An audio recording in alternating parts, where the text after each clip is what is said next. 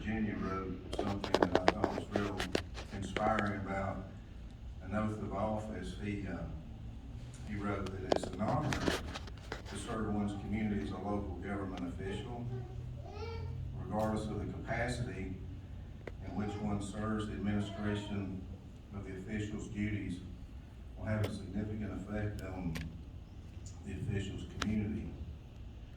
Not a mere formality, the oath is a public pledge that the official understands the requirements of the position and will work to meet or exceed those requirements.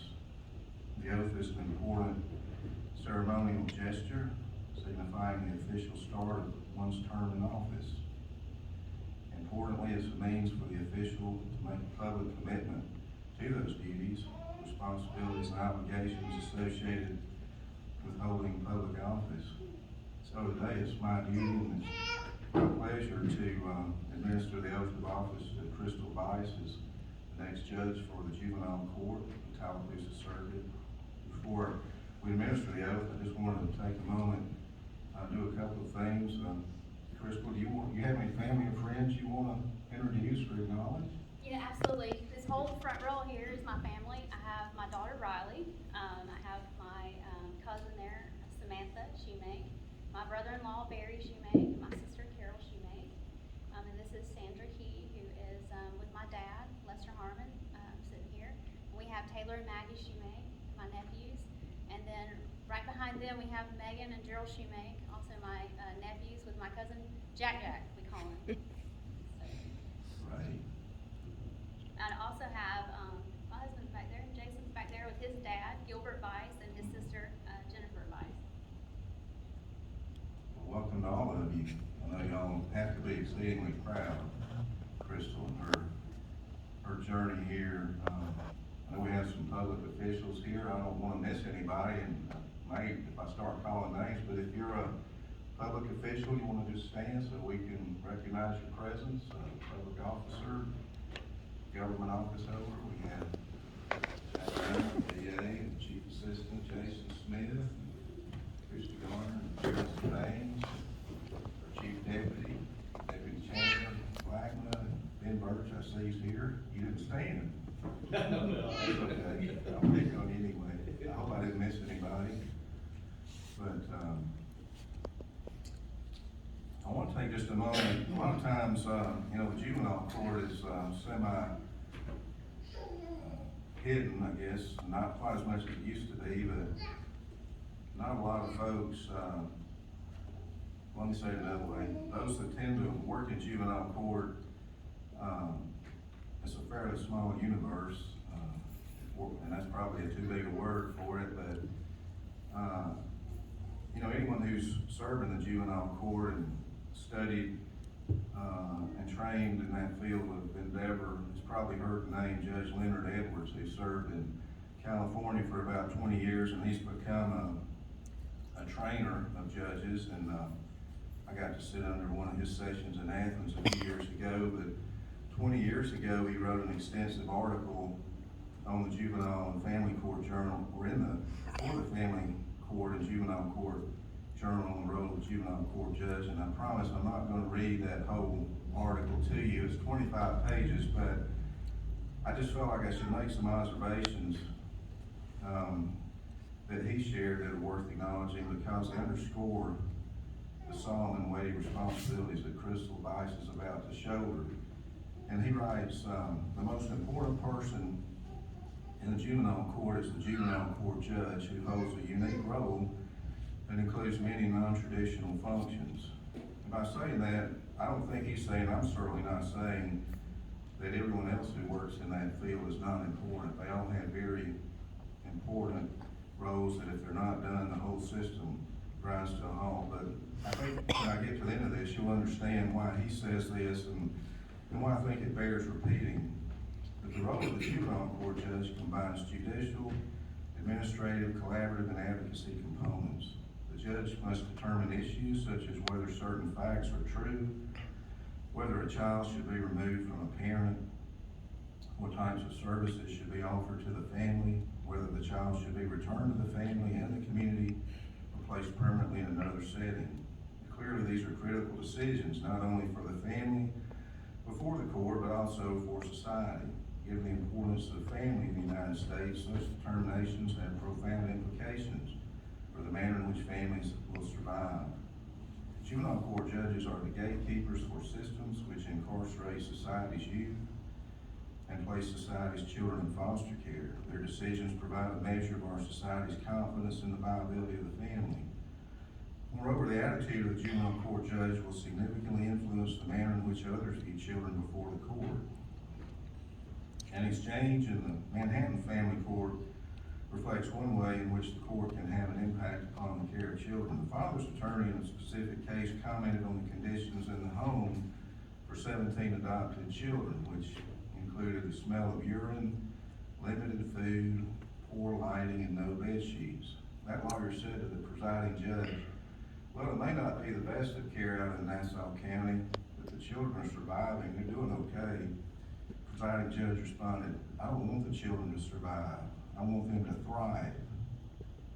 Juvenile court judges' decisions set standards within the community and in the systems connected to the court. The juvenile court judge who removes a child for selling drugs, who refuses to hear a truancy petition because it's not important, or who returns a child to her family in spite of drug abuse by one of the family members, is setting standards which may have a significant impact on how police, probation, social services, and other service providers respond to similar cases in the future.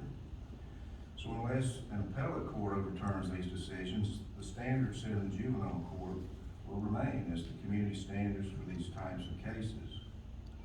The role of the juvenile court judge includes ensuring that the systems which detect, investigate, resolve, and bring cases to court are working efficiently and fairly, and that adequate resources exist to respond to the caseloads. The juvenile court judge also has the responsibility of setting the standards by which the juvenile system will be governed. In this way, the court provides leadership both to the community and all participants in the juvenile court system. After the juvenile court judge has made its dispositional orders, it must also monitor the progress of the child, the family, and the supervising agency to make certain that each one carries out the terms of the orders. This is no easy task. For the court to monitor services effectively, the judge must be knowledgeable about the services available in the community, as well as services which should be available. Judicial review hearings provide one vehicle for the court to assess the situation from month to month. This judicial review is the principal mechanism ensuring reunification services are being provided and for preventing unnecessary long placements and unnecessary movements of children from home to home, so-called foster care drift. Beyond the confines of the courtroom and the boundaries of the delinquency and dependency systems, the juvenile court judge has an even broader role, providing to the community information about how well the juvenile court is completing the tasks assigned to it. The juvenile court judge both informs and advocates within the community on behalf of children and their families. No other person has the position, perspective, or the prestige to speak on behalf of the children and families whose problems are so serious that they must come before the juvenile court. Because of confidentiality laws which restrict the flow of information about most juvenile court cases, it is critical that the juvenile court judge ensure that information about the juvenile court system is made available to the public. Only in this way will the public receive a balanced view of the work of the juvenile court and not rely solely on spectacular headlines which appear from time to time in the media. The judge must be available to the public and engaged in a continuous dialogue with the public regarding children, parenting, the responsibility of the institutions surrounding children, the responsibilities of the public, and how the court acquits itself of its own responsibilities. The juvenile court judge has a public role beyond providing information to the community. The judge must also take action to ensure that the necessary community resources are available so that the children and families which come before the court can be well served.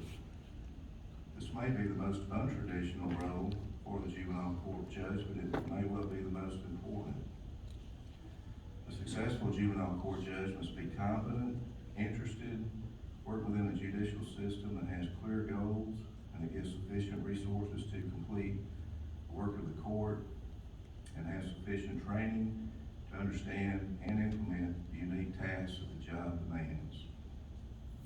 So that's what Judge Leonard said 20 years ago, and I spent my 21 years on the bench, and I couldn't agree more. Some of you may think that I lied when I said I wasn't going to read the whole article, but I can promise you I didn't. The whole thing, as I said, runs 25 pages, but I think you can conclude from Judge Leonard's comments that the work of a juvenile court judge is critical and the responsibility is formidable.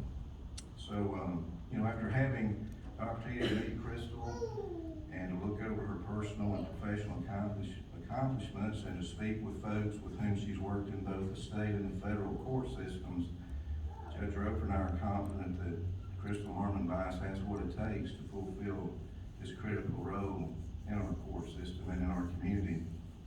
After looking over her resume and some of her writing samples, which included a fascinating brief to the 11th Circuit about RICO cases, sentencing enhancements, and something about a weapon and how you thought they might have violated the sentencing guidelines. Her brief was so well written, it was like reading a crime story, and I tried to find the 11th Circuit opinion to see how the story ended, but they haven't written it yet, so I don't know how that's going to turn out, but she's clearly a very good writer. So I just leveled with her in her interview, and I said, Crystal, you could clearly have a very successful, high-profile career in the criminal defense system, both in the state and federal courts. So why do you want to serve as a juvenile court judge? And she said, well, y'all, she didn't say this, but before I say how she answered, y'all might remember the movie The Right Stuff from 1983. It portrayed the story about the Mercury 7 astronauts that included John Glenn, Alan Shepard, Walter Schirra, Scott Carpenter, Gordon Cooper, Gus Grissom, and Deke Slate. And those are all names I grew up. Some of y'all are looking at me like, who are these folks? They were household names for me and heroes. But they were all recruited to help America defeat the Russians in the space race that started in the 50s. And so, our interview process, we did have a panel, then we had some interviews with Judge Roper and I, and it felt just a little short of the legendary NASA level of astronaut intensity, because is Matt Denton here? I'm just going to pick on him. He vetoed our ice bucket challenge. He's making that up, but they did do that to the NASA astronauts. But anyway, all kidding aside, I realized that the way she answered the question made it clear to me that she's got the right stuff for this job. And what she told me in her answer to my question was that in her criminal defense work, especially in the death penalty cases, she learned how devastating adverse childhood experiences such as trauma and neglect can be to children and to a child's personality and psychology and to a child's ability to live a productive and law-abiding adult life. And this epiphany ignited a passion in Crystal to work in the juvenile justice system, where she can have the opportunity to intervene and perhaps save some children from becoming a career adult criminal or worse, committing a death penalty level crime. And then when I told Crystal I wasn't yet certain what her starting salary would be and could just give her a general range, she responded by saying, well, I know we all have to make a living, and I have a general idea of the salary, but I'm not doing this for the money. And so after my 21-year career on the bench, I realized that those who go into working in the juvenile court system, who focus on the money, the imagined prestige, or for any other reason short of a genuine calling to serve the needs of the juvenile court, simply don't last. I've seen that over and over during my 21 years on the bench. There's no amount of salary, no amount of prestige that can enable you to process week after week the often unimaginable abuse and neglect that biological parents inflict on their children, and to keep going, unless you have a genuine calling and the grace of God to get you through this work. I remember the day I had an epiphany in juvenile court that dogs, cats, and other animals sometimes treat their offspring better than some humans do. It is just unbelievable. But the people that are called to do this are just amazing individuals, and I have no doubt that Crystal is one of those. She has a heavy responsibility ahead of her, and I felt like the mission on which she's about to embark deserved just a chance for y'all to hear exactly what she's signing up for. And unless something I said has given you second thoughts, I hope not, but The ice bucket challenge, but. we have one. I wanted to give Judge Roper, is there anything you want to say? He and I sat in together, so we both enjoyed this opportunity, but I wanted to give you a chance, if you want to add any observations. Thank you, Judge. Your Honor. I would just echo what Judge Murphy said. Over here so I can talk to you. I would just echo what Judge Murphy said. Crystal, first, congratulations. It was not an easy process. It was not an easy decision. But at the end of the day, your resume, your personality, your capabilities, they were so impressive. And I've got the unique perspective and the privilege of having worked alongside you and against you for that matter. And I've seen how you operate in the courtroom. I've seen how you operate in your personal life. I've gotten to know you a little bit better through this process. And I know without a doubt that Crystal Box is the person for this job. And I have no doubt that you'll do a fantastic job. You'll be a wonderful juvenile court judge. So congratulations.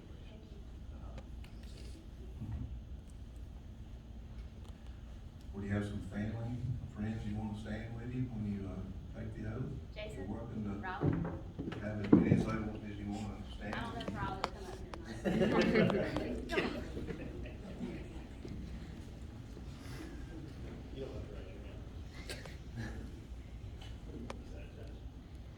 Y'all stand however you want, and if you want to use that Bible, you can. If you want to have family. All right.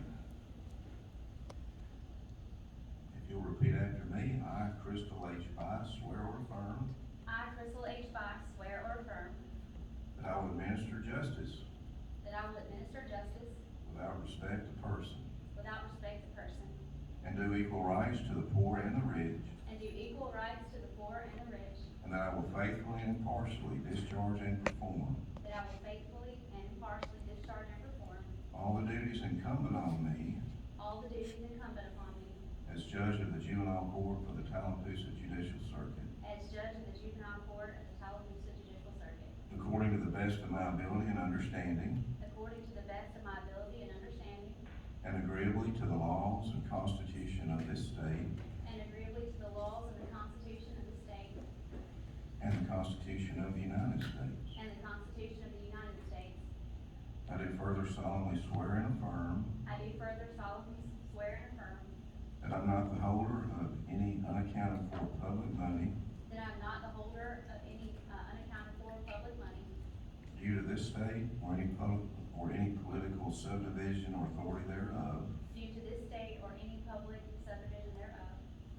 that I'm not the holder of any office of trust I am not the holder of any office of trust under the government of the United States, under the government of the United States, any other state, any other state, or any foreign state, or any foreign state, which by the laws of the state of Georgia I am prohibited from holding, which by the laws of the state of Georgia I am prohibited from holding.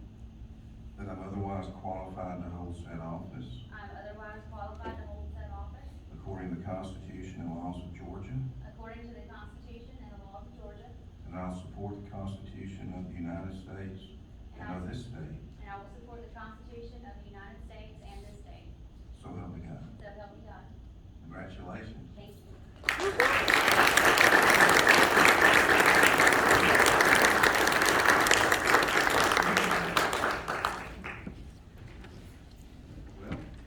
Well, Judge Roper and I have some orders to sign to submit to the courts and the Council of Juvenile Court Judges. Anything you want to say? I just want to say I really appreciate this opportunity. The Lord, I think, has put me in the place that I'm supposed to be. My family has been phenomenal in helping me make this happen. And I couldn't have made this happen without them. So I really love and appreciate them. my church family's back there as well, and I think that, I think I'm where I'm supposed to be, and I really appreciate the opportunity. Well, again, congratulations, and, you know, we, wish you the best. As I mentioned, a daunting task, one of which I have no doubt you are up to, and, we just, again, appreciate all of you being here to support Crystal, and, we have no further official items on the agenda other than just giving you time to, take photos or visit and hang out as long as you like. So thank you for being here, and congratulations.